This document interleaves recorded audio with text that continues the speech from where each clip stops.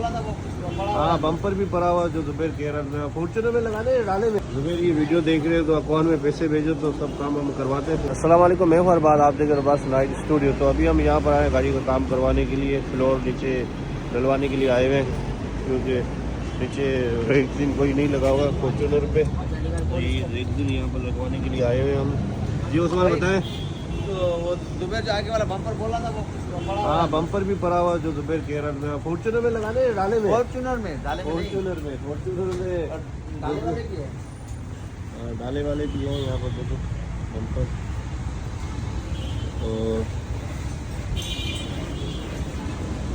जुबैर को ये वीडियो भेजूंगा कि देखिए यहाँ पर हर चीज़ मिलती है। जुबैर को बोलो पैसे भेजो अकाउंट में पैसे भेजो तो सारा काम हम करवाते हैं। जुबैर ये वीडियो देख रहे हो तो अकाउंट में पैसे भेजो तो सब काम हम करवाते हैं। फॉर्च्यूनर में हैमर भी लगवाते, सब चीज़ लगवाते।